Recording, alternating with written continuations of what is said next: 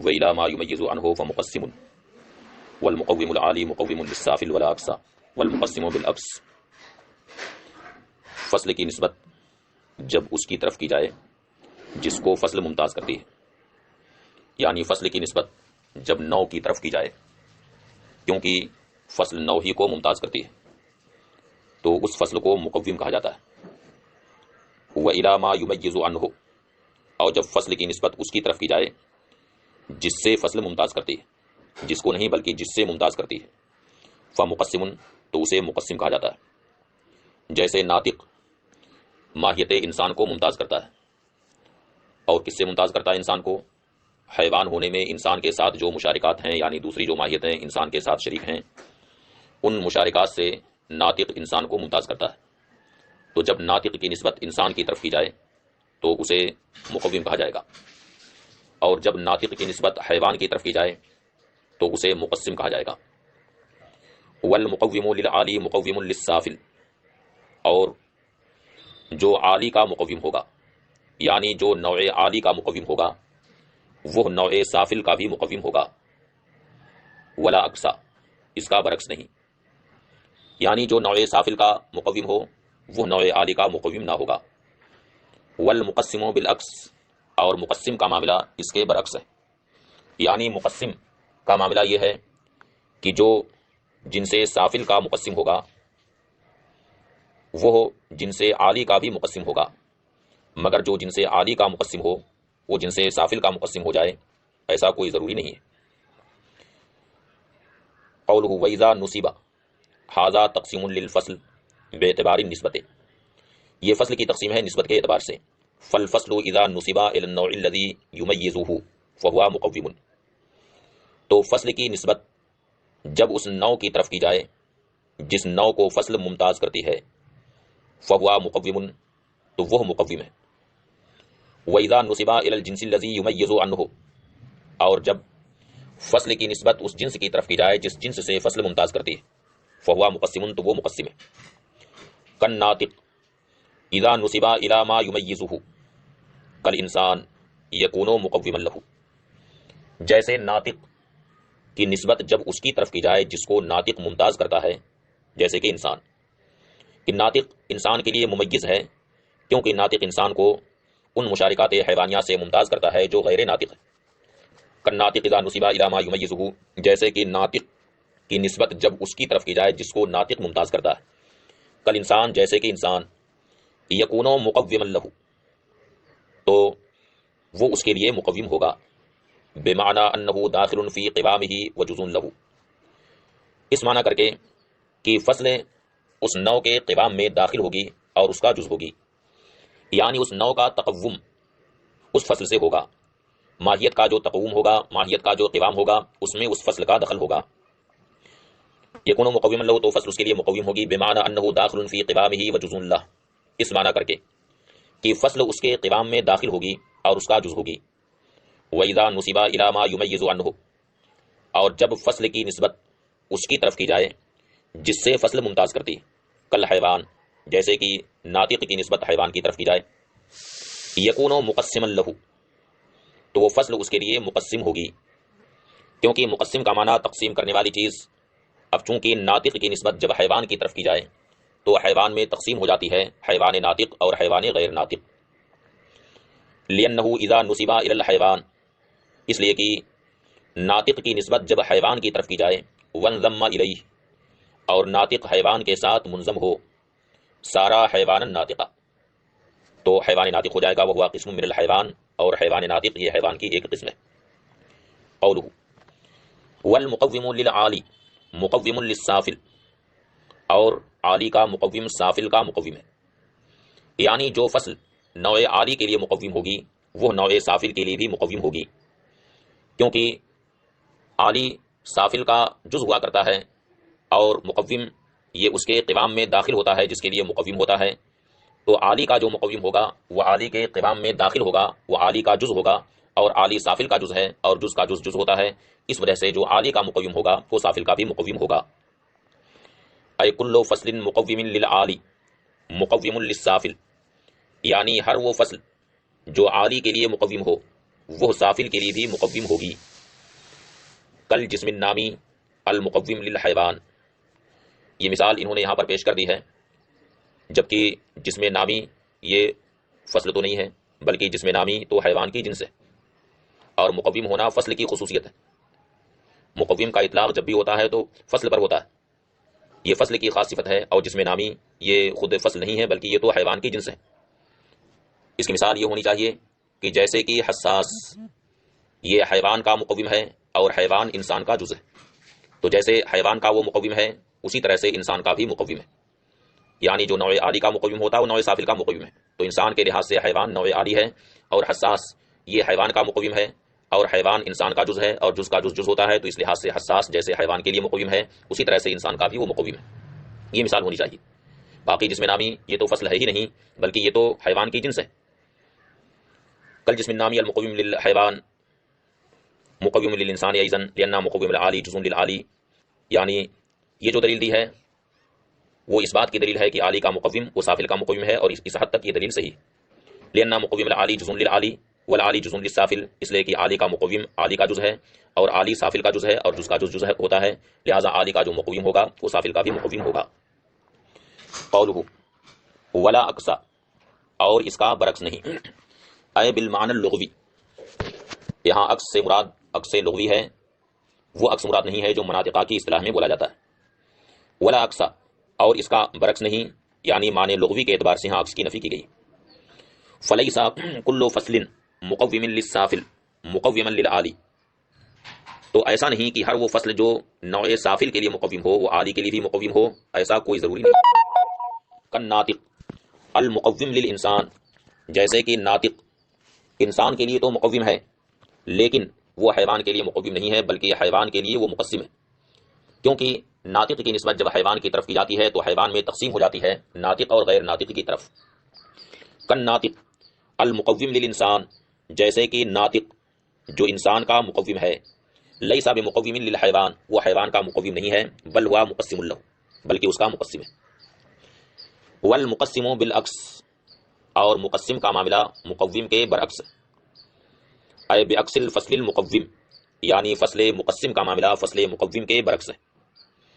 فکل فصل مقسم للسافل مقسم للعالی، تو ہر وہ فصل جو جن سے سافل کے لیے مقسم ہے وہ جن سے عالی کے لیے بھی مقسم ہوگی، جیسے کہ ناطق یہ جس طرح سے حیوان کے لیے مقسم ہے اسی طرح سے جسم نامی کے لیے بھی مقسم ہے، کیونکہ ناطق کی نسبت جب حیوان کی طرف کی جائے تو حیوان میں جیسے تقسیم ہو جاتی ہے ناطق اور غیر ناطق کی طرف، اسی طرح سے ناطق کی نسبت اس کے لحاظ سے جن سے عالی یعنی جسم نامی کی طرف کی جائے تو اس میں بھی تقسیم ہو جاتی ہے جسم نامی ناطق اور جسم نامی غیر ناطق۔ لہٰذا معلوم ہوا کہ جو فصلیں جن سے سافل کے لیے مقسم ہوگی وہ جن سے عالی کے لیے بھی مقسم ضرور ہوگی۔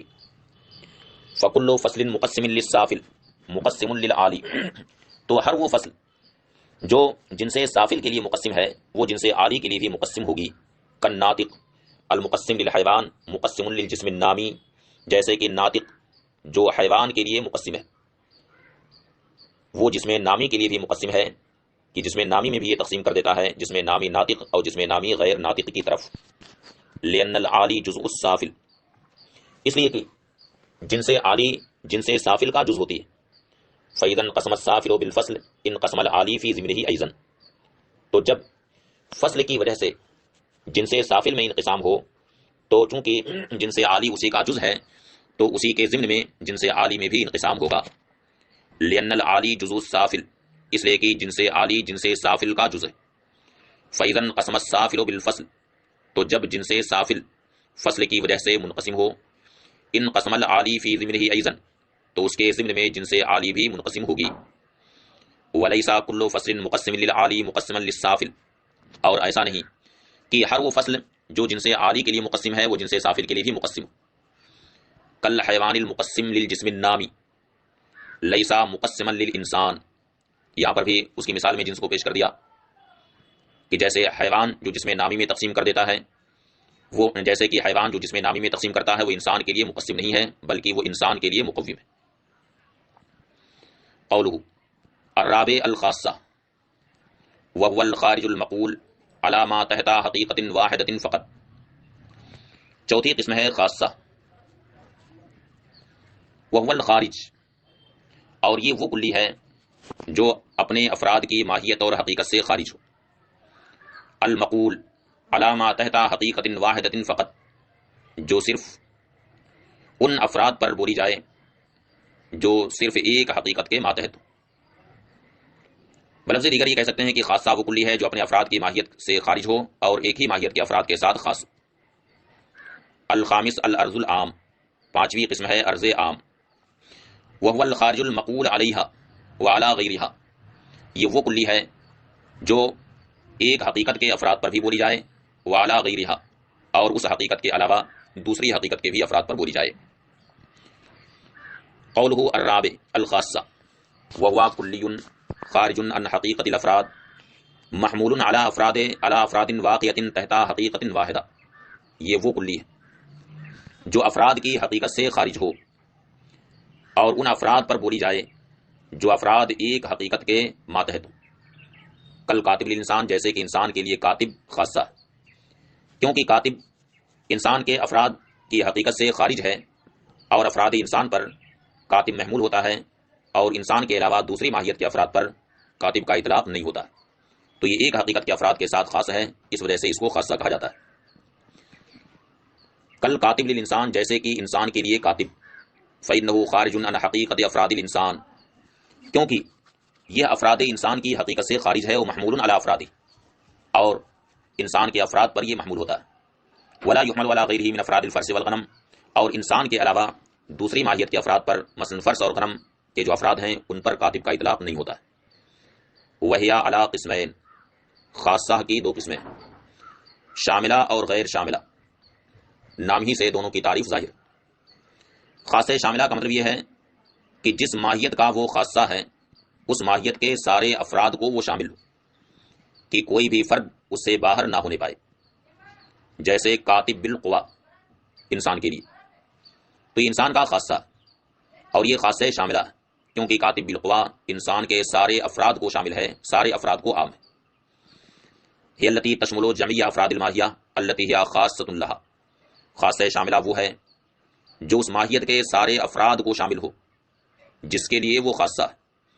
کل کاتب بالقوا للانسان، جیسے کاتب بالقوا انسان کے لیے.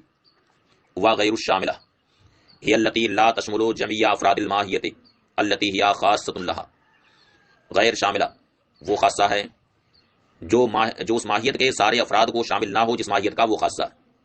کل کاتب بالفعل للانسان، جیسے کہ کاتب بالفعل انسان کا خاصہ ہے مگر یہ انسان کے سارے افراد کو شامل نہیں، سارے افراد انسان کے کاتب بالفعل نہیں.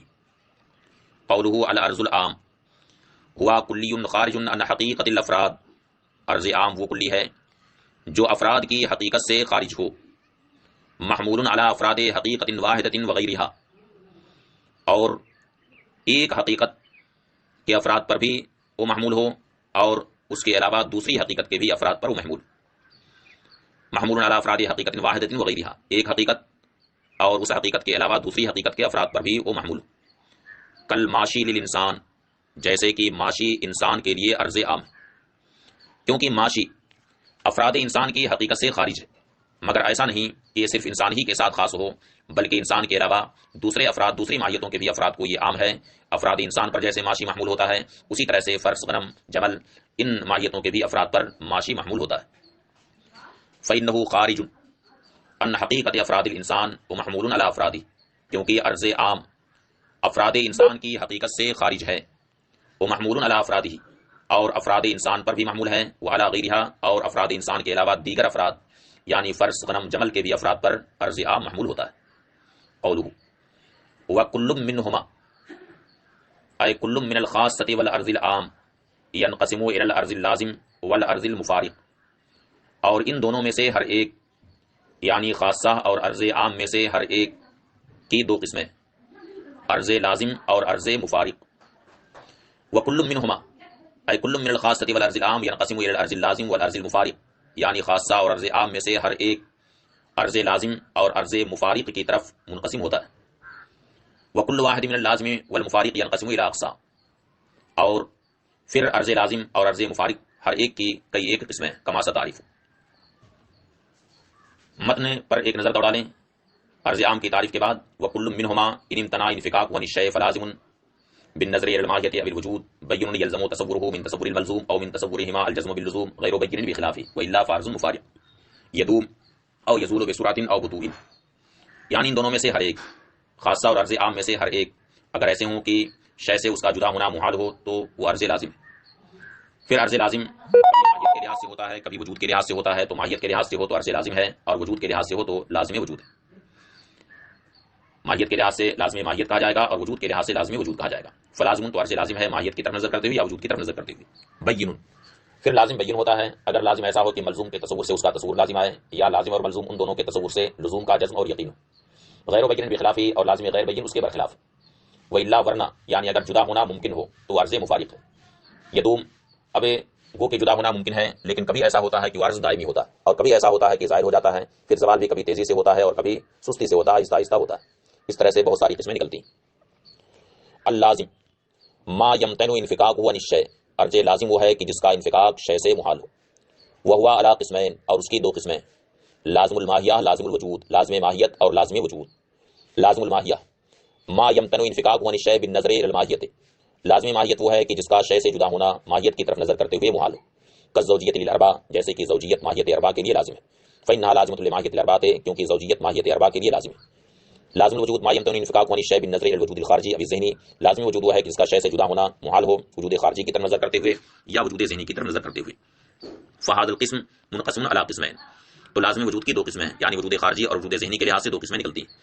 فالسواد للحبشی، جیسے کہ سواد حبشی کے لیے لازم ہے. فإنه لازم لوجود الحبشی، کیونکہ یہ وجود حبشی کے لیے لازم ہے. حبشی کے وجود اور اس کے ذات کے لیے لازم ہے، اس کے تشخص کے لیے لازم ہے. لا لماہیتہ، مگر ماہیت حبشی کے لیے لازم نہیں ہے، کیونکہ ماہیت حبشی تو انسان ہی، اگر انسان کے لیے لازم ہو جائے تو سارے انسان پھر کالے ہو جائیں. والسواد لا يلزم، اور سواد انسان کے لیے لازم نہیں. اور جیسے حرارت نار، فإنها لازمۃ لوجودہ الخارجی، کیونکہ حرارت نار آگ کے وجود خارجی کے لیے لازم ہے، اس ذہنی کے لیے نہیں. وکالکلیت، اور جیسے کہ کلیت، فإنها لازمۃ للوجود الذہنی للانسان، کیونکہ کلیت انسان کے وجود ذہنی کے لیے لازم ہے. فإن مفہوم الانسان اذا حصل في الذہن، کیونکہ انسان کا مفہوم جب ذہن میں حاصل ہوتا ہے تو اس کے لیے کلیت ذہن میں لازم ہو جاتی ہے. وهذا القسم يسمى معقولا ثانیہ، اس قسم کو معقول ثانی کہا جاتا ہے، معقول ثانی بھی کہا جاتا ہے. فإن تعقل الانسان مثلا يكون اولا، اس لیے کہ انسان کا تعقل ادراک پہلے ہوتا ہے اور پھر اس کے لیے کلیت کا تعقل ادراک اس کے بعد ہوتا ہے، اس لیے کلیت معقولات ثانیہ میں سے. فإن تعقل الانسان مثلا يكون اولا، کیونکہ انسان کا تعقل ادراک مثلا پہلے ہوتا ہے. وتعقل الکلیت له يكون ثانیا، اور اس کے لیے کلیت کا تعقل ادراک ثانیا ہوتا ہے، اس لیے وہ معقولات ثانیہ